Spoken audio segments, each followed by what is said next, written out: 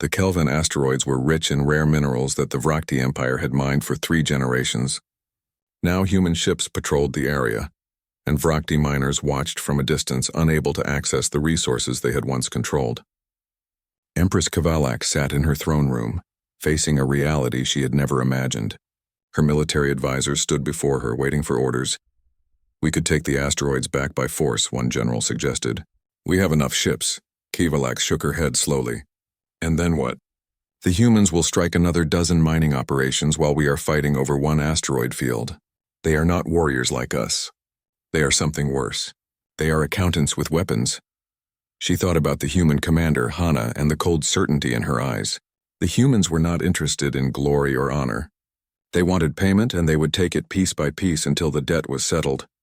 "Send a message to Commander Hana," Kavalax finally said. "Tell her we are ready to negotiate a payment plan." When the news spread that the Vrakti Empire was negotiating with humanity, the galaxy paid attention. The Vrakti were not a minor power. They were conquerors who had never backed down from a fight.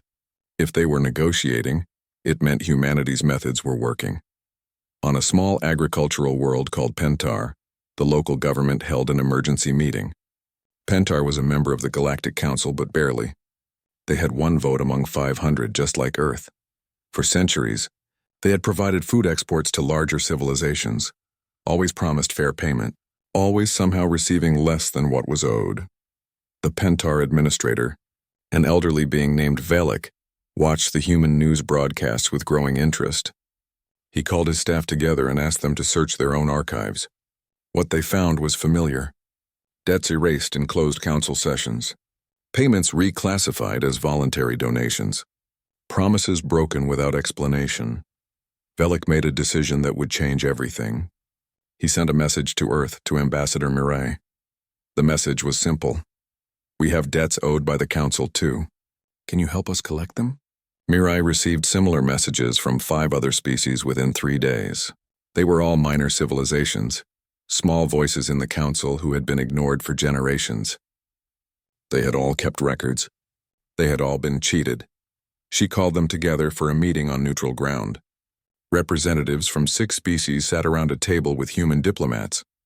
Mirai looked at each of them and saw the same expression, hope mixed with fear. "If we do this together, we are stronger," she said. "Earth has proven that debts can be collected. But we cannot do it alone, and neither can you. Together we can force the Council to honor its agreements." "The elder species will crush us," one representative said nervously. "They have ruled the galaxy for thousands of years." "They have ruled because no one challenged them," Mirai replied. "But their power comes from our acceptance. What happens when we stop accepting it?" The representatives looked at each other. Then one by one they agreed. The coalition of creditors was born. Minister June became the chief coordinator for the coalition. He was a patient man with a talent for organization. His job was to gather debt records from all member species, verify them using Kyung's legal framework, and coordinate collection efforts. The work was massive. Each species had centuries of records to sort through. But humans had experience now. They shared their methods, their legal research, their strategic planning. Within 2 months, the coalition had documented debts worth enough to purchase half the Council's territory. When they broadcast their findings across the galaxy, the effect was explosive. Now it was not just humanity complaining. It was 7 species, all with detailed legal cases, all demanding payment. The Council's response was desperate. The elder species declared the coalition illegal and ordered all members to disband immediately.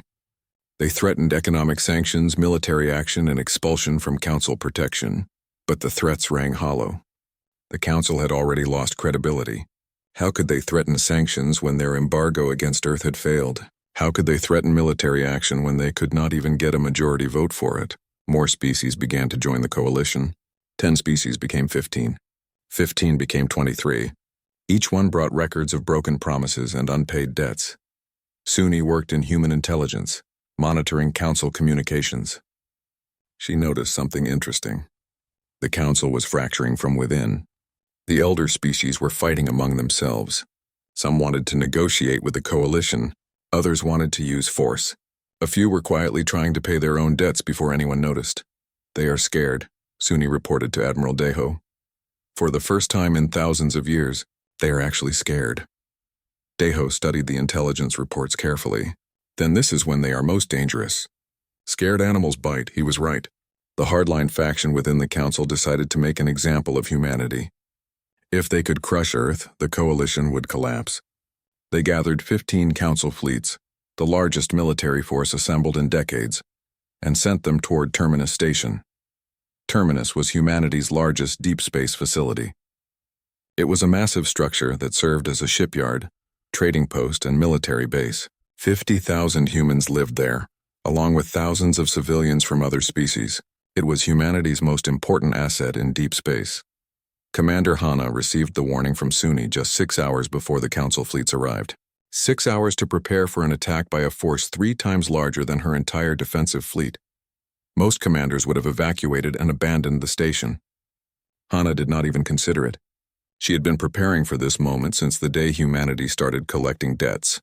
She knew the council would eventually try to destroy something important to Earth. She had turned Terminus into a fortress.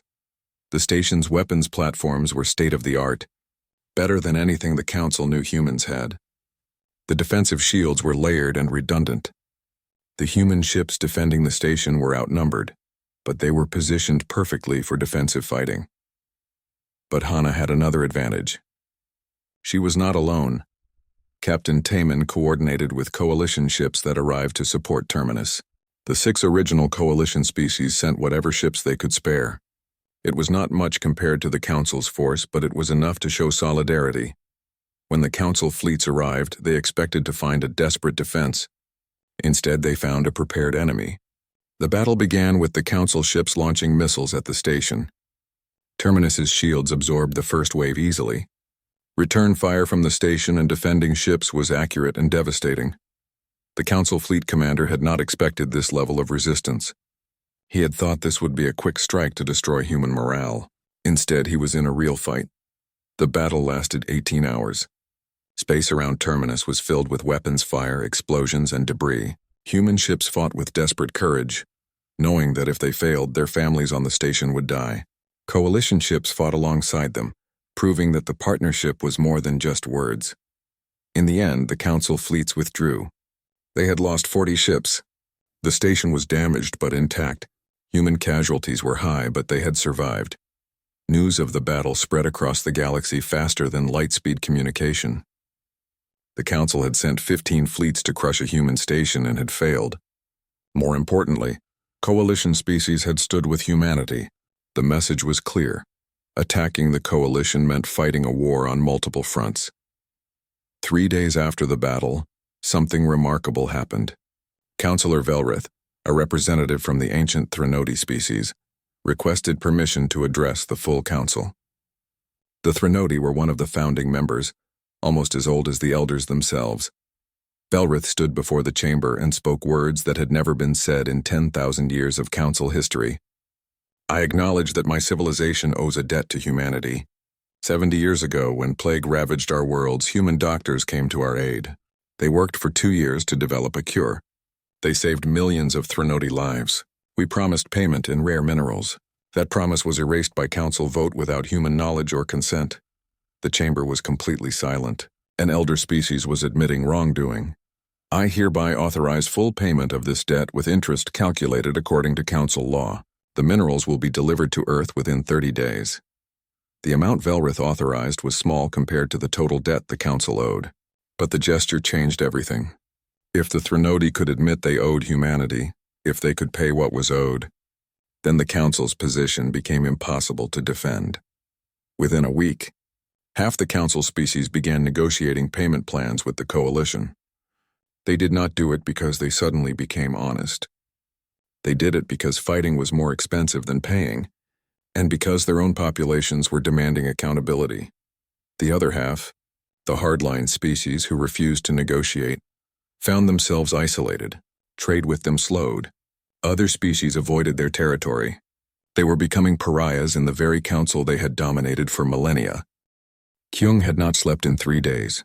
He sat in a room filled with screens, each one showing different documents, laws, and records from the council archives. He was a legal researcher, someone who studied the complex rules that governed the galaxy. Now he had the most important job of his life. "We need this to be perfect," he muttered to himself. "One mistake and they will dismiss everything." Around him, a team of 50 other researchers worked frantically. They were building a legal case against the Galactic Council using the Council's own laws. Every debt humanity was owed, every broken promise, every instance of fraud had to be documented with perfect accuracy.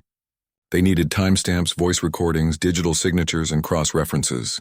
The case had to be so strong that no one could argue against it. After 72 hours, Kyung finally leaned back in his chair. His eyes were red and his hands trembled from exhaustion, but he smiled. "It is done," he said. "Send it to Ambassador Mireille." Mireille received the package and immediately transmitted it to every major news network in the galaxy. Within hours, billions of beings across thousands of worlds were reading about humanity's grievances. The document was 8,000 pages long, but the summary was simple. The Galactic Council had systematically stolen from humanity for 2 centuries. They had taken military aid, technology, resources, and lives. They had promised payment and then erased those promises in secret votes. The total debt was calculated precisely. Enough to purchase 10 star systems, or to build a fleet of 5,000 warships, or to feed 1 billion people for a century. The galaxy's reaction was immediate and divided. Younger civilizations, those who had joined the Council in the last 1,000 years, were outraged. Many of them had suspected corruption but never had proof. Now they wondered if the Council had been stealing from them too. The ancient civilizations dismissed the complaint. One elder species issued a statement calling humanity ungrateful.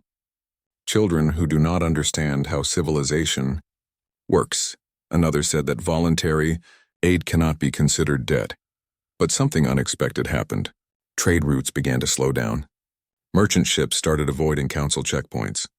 Financial markets became unstable. The reason was simple.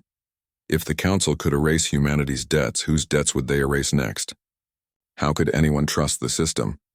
The Council's response was swift and harsh. They declared an economic embargo on all human worlds.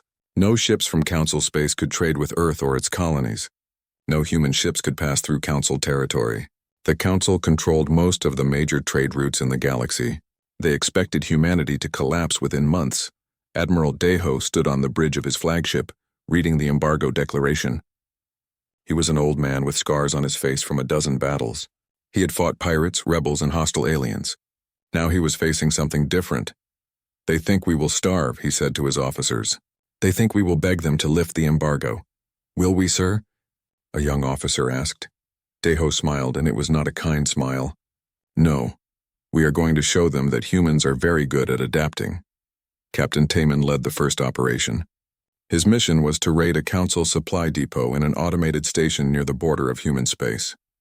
The station was defended by weapons platforms but no living beings.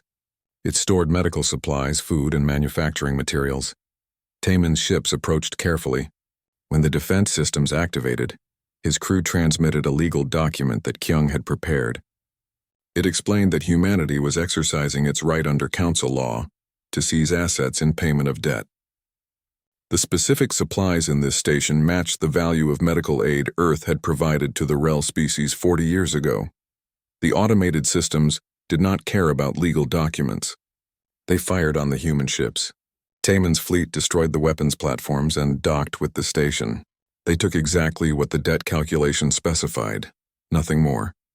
They left behind a detailed receipt listing everything they had taken and the legal justification.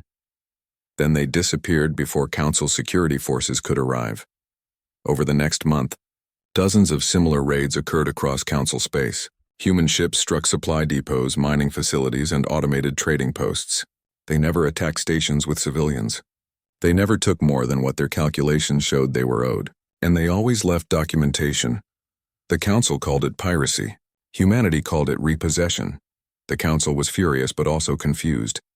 They had expected military confrontation, fleet against fleet. Instead, humanity was fighting an economic war. The raids were surgical and precise. Council security forces could not predict where humans would strike next. Every time they reinforced one area, humans hit somewhere else. Meanwhile, the Vrakti Empire was still attacking human colonies. They had destroyed New Haven and were now moving toward other targets. They saw humanity as weak and distracted by the conflict with the Council. They thought humans would be easy prey. Commander Hana sent a message directly to the Vrakti homeworld. It was brief and clear. You have 72 hours to withdraw from human space and pay reparations for the colonies you destroyed. If you do not, we will start collecting from you too. The Vrakti Empress Kavalax watched the message with amusement. The Vrakti were warriors. Their empire had conquered dozens of species over the centuries. Humanity had 20 fleets. The Vrakti had 200. Ignore them, she told her military commanders. Focus on taking more human colonies. They cannot stop us. 72 hours passed. The Vrakti did not withdraw. They did not pay anything. Admiral Deho took 5 human fleets deep into Vrakti territory, but he did not attack their military bases or their colony worlds. Instead, he targeted their economy. The Vrakti Empire relied on mining operations in asteroid fields and trade stations that connected their territory. These facilities were lightly defended because no one had ever attacked them before. Why would anyone? They were not military targets. Deho's ships swept through the mining fields like wolves through a flock of sheep. They destroyed mining equipment, seized cargo ships, and crippled trade stations. They did not kill civilians when they could avoid it, but they were ruthless in destroying infrastructure. The Vrakti military rushed to respond, but human ships were faster. They hit a target and vanished before Vrakti warships arrived. When the Vrakti tried to predict their next move, humans struck somewhere unexpected. Within 3 weeks, Vrakti expansion stopped. Their military was still powerful, but it needed supplies, fuel, and replacement parts. Those supplies came from the mining operations and trade networks that humans were systematically destroying. Within 6 weeks, the Vrakti economy began to contract. Shortages appeared on their homeworld. Their military fleets had to reduce patrols to conserve fuel. Empress Kavalax finally understood what humanity was doing. They were not trying to defeat the Vrakti in honorable combat. They were strangling the Empire's economy until it could not afford to fight anymore. She requested a meeting with Commander Hana. She expected negotiations, maybe a chance to arrange a treaty. Instead, Hana arrived with a document prepared by Kyung's legal team. This is what you owe us, Hana said, sliding the document across the table. Material costs for the colonies you destroyed. Compensation for 15,000 dead civilians. Interest calculated according to council law. And a penalty for ignoring our initial warning. Kavalax looked at the number and felt her blood run cold. It was more than her empire could pay. This is impossible, she said. Then we will take it in pieces, Hana replied. You have mining rights to the Kelvin asteroids. We will accept those as partial payment. Transfer the deeds within 6 hours, and if I refuse, Hana stood up to leave. Then we will take them by force, and the price will go up. Kavalax did refuse. She thought Hana was bluffing. 5 hours later, human ships seized the Kelvin asteroids. The operation was fast and professional. Vrakti defenders were overwhelmed before they could send for help. By the time reinforcements arrived, human ships were gone, and the asteroids were under Earth's control. The Empress had no choice but to accept reality. She could not fight humanity and win, not when humans fought by rules no warrior culture had prepared for. Back at the Council homeworld, panic was spreading. The Council had called for a vote on military action against humanity. They wanted to authorize a joint fleet to force Earth back into submission. But when the vote happened, something unprecedented occurred. A third of Council members abstained. They did not want to join a war against humanity. Another third voted no. They believed humanity had a legitimate grievance. The Council's unity was broken. For thousands of years, the elder species had maintained absolute control. Now that control was slipping away. Ambassador Mireille watched the vote results from Earth and allowed herself a small smile. Humanity was not collecting debts alone anymore. Other species were watching and learning. The galaxy was changing. The evacuation was chaos in motion. Captain Yuna's security forces moved through the caves, pulling out researchers and equipment as fast as possible. The weapon's influence made it harder. People didn't want to leave. They wanted to stay and study the ship, or they were too afraid to move, or they simply couldn't think clearly enough to understand the danger. Dr. Minho moved with them, using his meditation techniques to help people regain control of their thoughts. It was working slowly. The human mind's flexibility was proving to be an advantage. Where other species might have been completely overwhelmed, humans could adapt and resist. Daejong coordinated from the command center on the surface. He had 37 minutes. 37 minutes to evacuate hundreds of people from a cave system kilometers deep. It wasn't enough time. "We need more help," he said. Ambassador Quan had an idea. "The Kelthrons. They have advanced transportation technology. If we explain what we're doing, they might assist." It was a risk. The Kelthrons had threatened to destroy the planet, but they had also promised to wait 72 hours. Maybe there was honor in that promise. Maybe they would help. Quan made the call. The Kelthron ambassador listened to the plan in silence. "You intend to create a pocket dimension?" the translator finally said. "This is advanced quantum mechanics, beyond human capabilities. The ship has the technology built in," Quan explained. "The Varanthi designed it. We're just activating it." Another long pause. "Then we will help. Not because we trust you, but because your plan is sound. It is what we would have attempted if we possessed such technology. We are sending transport ships to the cave entrance now." The Kelthron ships arrived within minutes, sleek vessels that defied normal physics. They deployed gravity platforms that could lift dozens of people at once, carrying them quickly through the cave passages.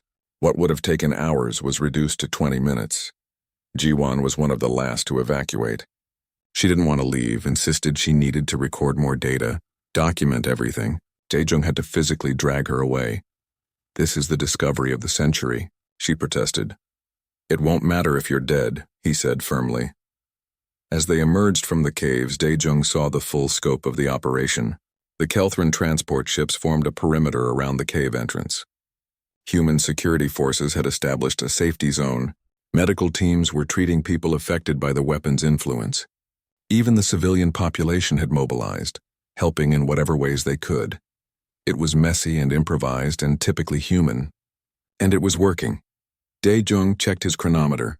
12 minutes until the overload sequence began. Everyone was out of the caves. Now they just had to wait and hope that Velkara could complete the final steps. Hana found him in the crowd. She had been released from the medical center, still weak but recovering. She hugged him tightly. "You did it," she said. "You crazy, stupid mechanic. You actually did it." "Not yet," he said. "We still need the pocket dimension to form correctly.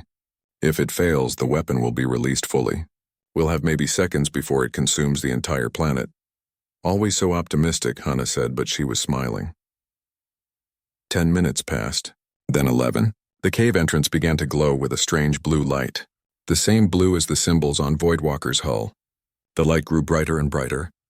"It's working," Jiwan breathed, watching her scanner readings. "The quantum field is forming. Energy levels are off the scale." The ground began to shake. A deep rumble came from beneath their feet, growing louder. People backed away from the cave entrance. The Kelthron ships adjusted their positions, ready to evacuate everyone if needed. Inside the caves, Velkara guided the process with ancient skill and determination. The void crystals were overloading exactly as planned, releasing energy that had been stored for millennia. That energy was being channeled into a single point, creating a tear in the fabric of reality itself. The weapon sensed what was happening. It fought back, trying to spread its influence faster, to escape before the trap closed. Dark tendrils of energy reached out from the caves, touching minds, creating fear and anger. People screamed and ran, but the humans held. Dr. Minho and his team moved through the crowd, helping people resist. Captain Yuna's forces maintained order. Ambassador Quan coordinated with the Kelthrons to ensure everyone stayed safe. Even the civilians helped, supporting each other, refusing to let the fear take control. This was humanity's strength, Daejung realized. Not technology or power, but the ability to work together in crisis. The ability to adapt and resist and keep trying even when things seemed impossible. The blue light from the cave became blinding. A sound filled the air, not heard but felt. It was the sound of reality tearing, of space folding in on itself. The pocket dimension was forming. Deep inside the caves, Velkara felt the quantum field stabilize. It was working. The weapon was being pulled into the pocket dimension, trapped in a bubble of frozen time. Soon it would be sealed forever. "Thank you," Velkara's consciousness whispered across the void. "Thank you for letting me finish my duty. Thank you for remembering the Varanthi. May your species grow and thrive as we once did." Then the collapse began. The quantum field folded in on itself, taking the weapon and the ship with it. For a single instant, two realities occupied the same space. Then the pocket dimension separated from normal space entirely, and Void Walker was gone. The cave entrance collapsed with a thunderous roar. Rocks and crystal fell inward, sealing the passage completely. The blue light vanished. The strange sound stopped. The weapon's influence disappeared like a nightmare fading in morning light. Everyone stood in stunned silence. Then someone started clapping. Someone else joined in. Soon the entire crowd was cheering and crying and hugging each other. They had survived. The planet was safe. The weapon was contained.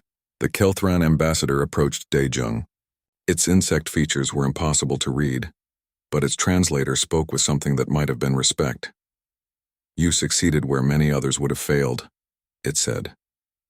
"The Kelthrans acknowledge human capability. We will report this to our High Council. Perhaps our species can work together in the future." "I'd like that," Daejung said, though he was exhausted and barely standing. The days that followed were a blur. Scientists from a dozen species arrived to study the collapsed cave. Ji-won became famous overnight. Her paper on the Varanthi revolutionizing xenoarchaeology. Captain Yuna received commendations from both Earth and the Galactic Council. Dr. Minho's meditation techniques were adopted by psychiatric programs across human space. Hana recovered fully and returned to her work, though she admitted she was taking a break from studying ancient weapons.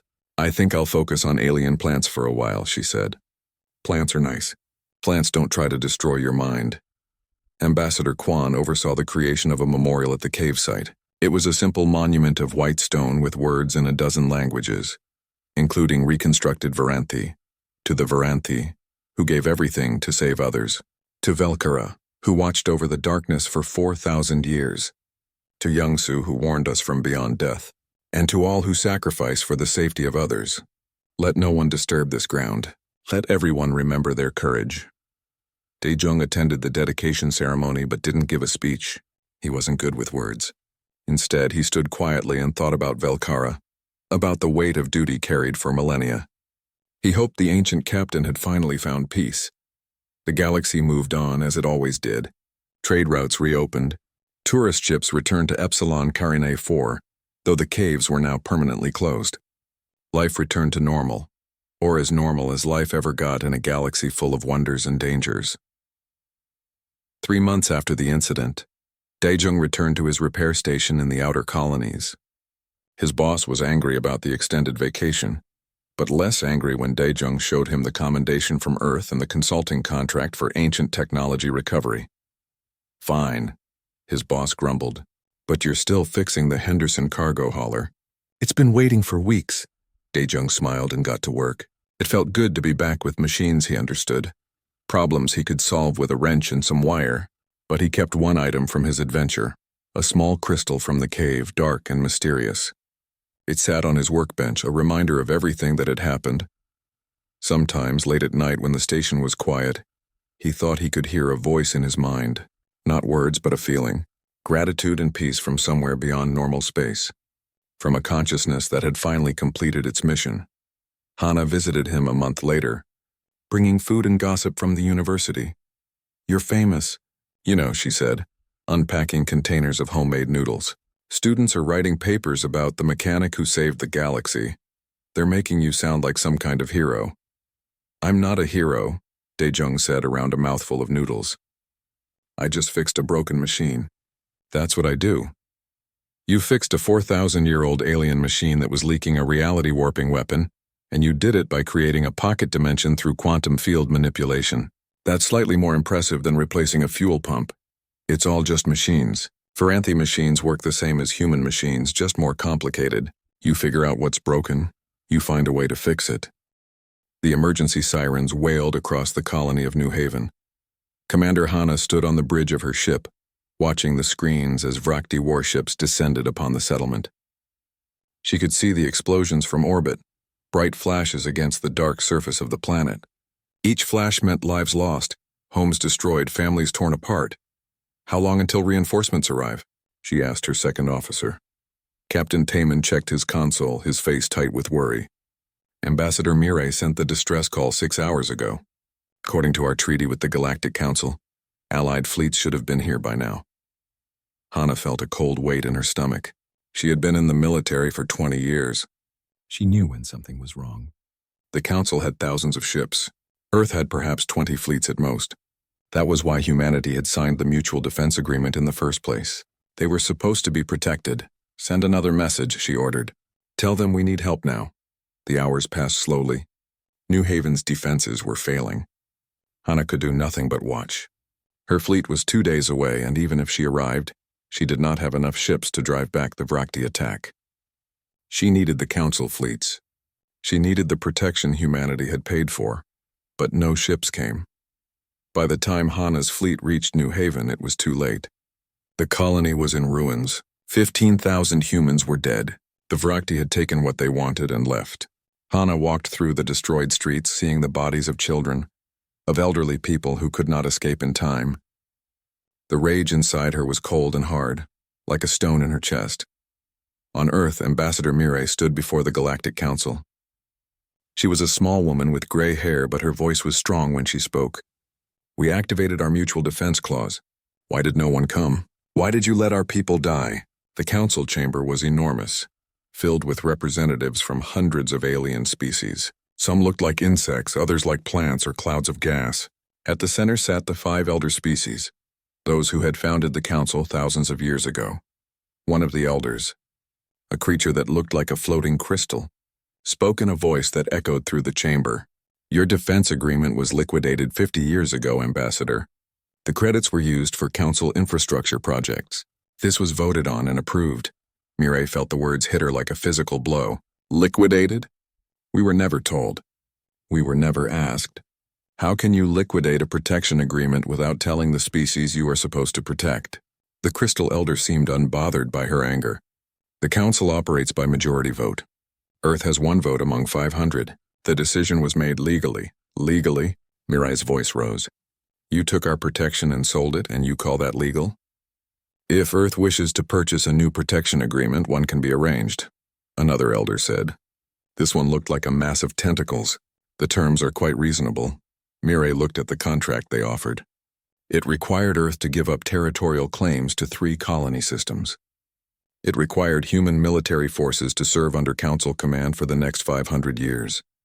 It required technology transfers of everything Earth had developed. In exchange, the council would consider defending Earth if attacked. Consider defending them. I need to discuss this with my government, Mireille said quietly. Of course, the tentacled elder said, but do not take too long. The Vrakti are expanding. Without council protection, who knows which human colony they will attack next. Back on Earth, in a small office in Geneva, a young woman named Jiwan was working late. She was a data analyst for the Human Diplomatic Corps. Her job was to maintain records of all interactions between Earth and the Council. It was boring work, mostly. She organized files, backed up databases, made sure everything was properly archived. Tonight she was reviewing old files when she noticed something strange. There was a record of a medical team Earth had sent to help the Threnody species 70 years ago. A plague had been killing millions of them. Human doctors had worked for 2 years to develop a cure. The file showed that the Threnody had promised payment, a substantial amount of rare minerals that Earth needed for its expanding colonies. But when Jiwan checked the payment records, there was nothing. The debt had been marked as forgiven by council vote in a closed session.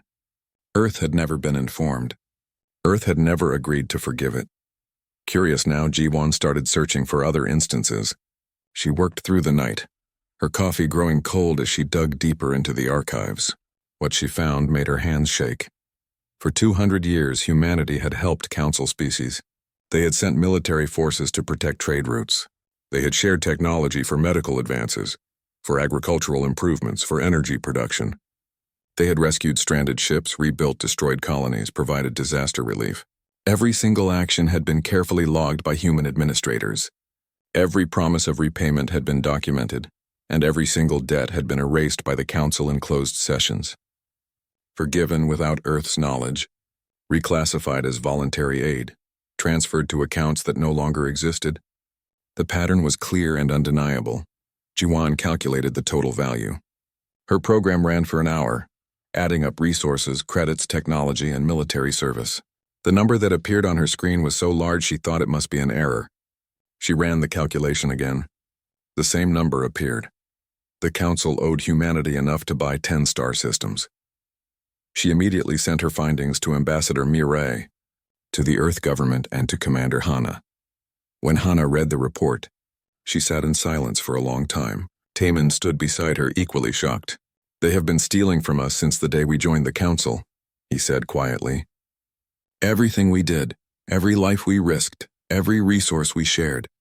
They took it all and gave us nothing." Hana thought about New Haven.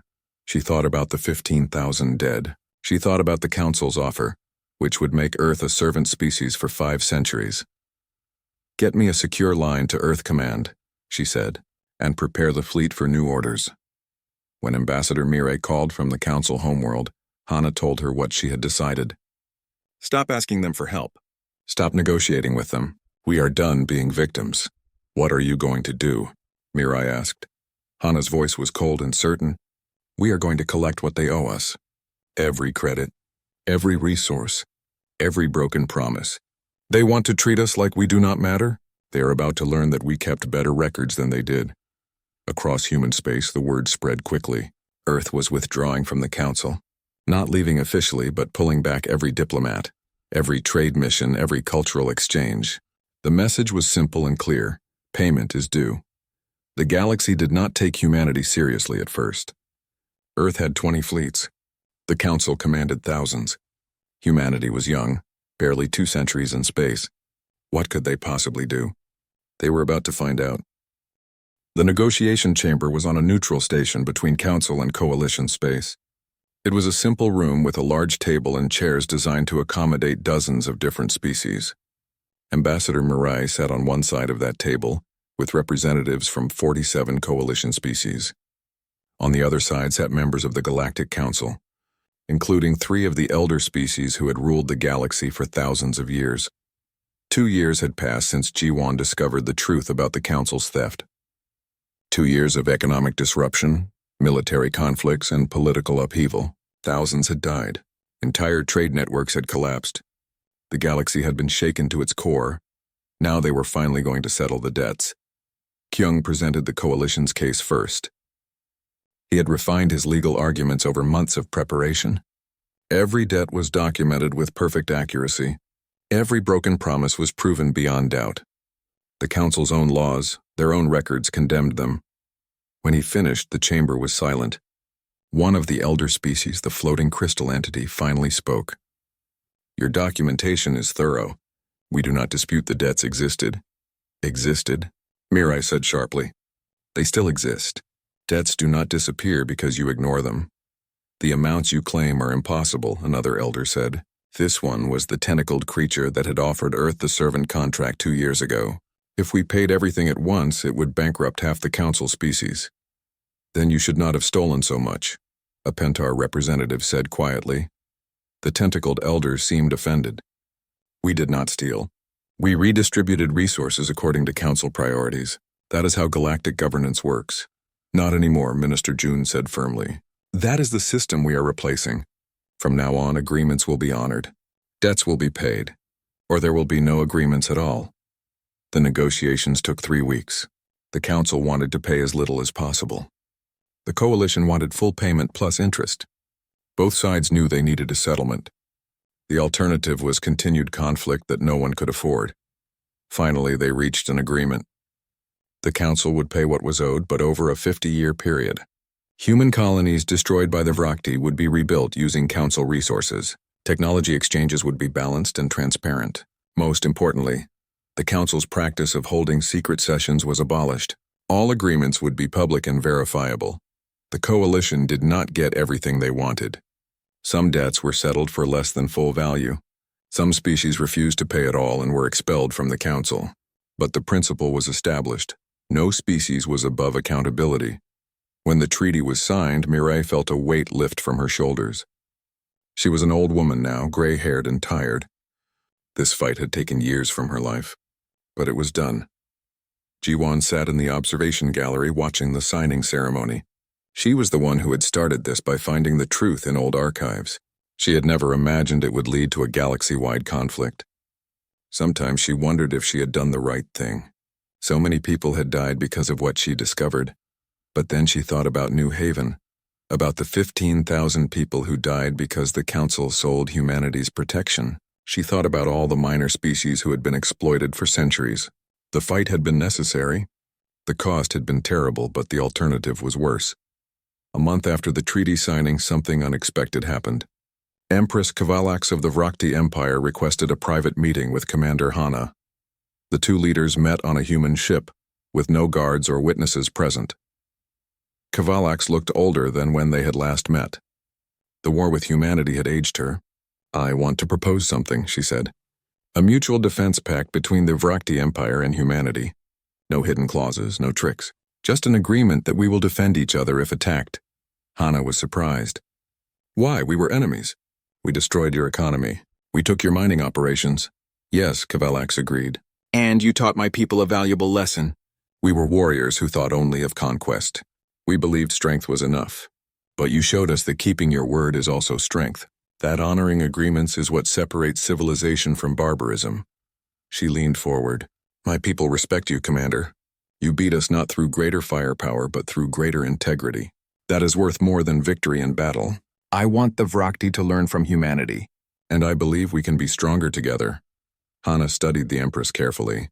She saw no deception, only genuine respect. "I will bring your proposal to my government," she said finally. "I cannot promise they will accept, but I will recommend it." The Vrakti-Human Alliance was approved 6 months later. The galaxy watched in amazement as former enemies became partners. Some called it impossible. Others called it the natural evolution of the Coalition's principles. If old debts could be settled, old hatreds could be healed too. 5 years after the debt collection began, the galaxy had fundamentally changed. The old council still existed, but it no longer held absolute power. The coalition of creditors had evolved into something greater, the partnership of free species. Membership was open to any civilization that agreed to honor contracts, maintain transparent governance, and treat all species as equals regardless of age or military power. 73 species had joined the partnership. Many were former council members who saw the value of the new system. Others were civilizations that had never joined the council because they knew they would be exploited. Captain Taman, now promoted to admiral, stood on a platform overlooking humanity's newest colony in the Kelvin asteroids. The asteroids that had been seized from the Vrakti were now home to mining operations, research stations, and even small settlements. In the distance, he could see Vrakti ships docked at a joint trading post. A young officer approached him. "Admiral, the Vrakti delegation has arrived for the ceremony. Empress Kavalax is asking for you." Taman smiled. 5 years ago, he would have drawn his weapon at the sight of a Vrakti warship. Now he was about to participate in a ceremony celebrating partnership between their species. The ceremony was simple. They were dedicating a memorial to all those who had died in the conflicts of the past 2 years. Human names were carved alongside Vrakti names, coalition species alongside council species, everyone who had fallen during the galaxy's transformation. Empress Kavalax spoke first. "These people died because of mistakes we made. Because we, the powerful species, thought we could break promises without consequences. We were wrong. They paid the price for our arrogance. We honor them by ensuring their sacrifice was not wasted." Admiral Taman spoke next. "They died believing we could build something better. A galaxy where agreements matter, where the strong protect the weak instead of exploiting them, where species work together based on mutual benefit, not fear. We have not finished building that galaxy, but we have started. That is what they gave us." In the audience, Director Yan stood with Kyung and Suni. The three of them had worked together throughout the crisis, each contributing their skills to the effort.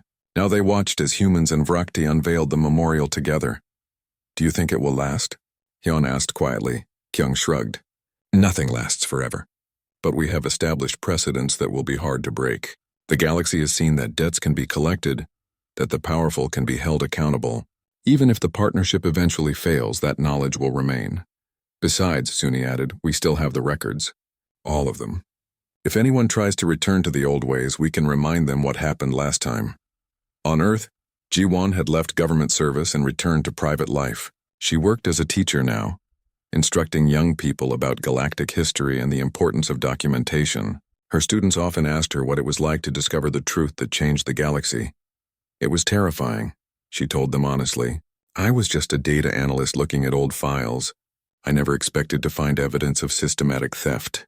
And when I realized what it meant, I was afraid. I knew revealing the truth would cause conflict, but I also knew that hiding it would be worse. The galaxy needed to know that promises matter, that debts must be paid, that justice is not just for the powerful. Someone had to speak that truth even if it was uncomfortable. One student raised her hand, but thousands of people died because of what you discovered. Do you regret it? Ji-won thought about that question, the same question she had asked herself countless times. I regret the deaths, every single one, but I do not regret revealing the truth. The people who died, they died because the council chose to fight instead of honoring their obligations. That was their choice, not mine. I only showed what was real. What they did with that information was up to them. Ambassador Mirai gave her final address to the reformed Galactic Council. It was a bittersweet moment. The council had agreed to restructure itself, incorporating many of the partnership's principles. It would no longer be ruled by elder species alone. Every member would have equal voice. All agreements would be public and binding. It was not everything the coalition had fought for, but it was progress. The galaxy trembled not because humanity was strong, Mirai said, her voice carrying through the chamber. It trembled because humanity remembered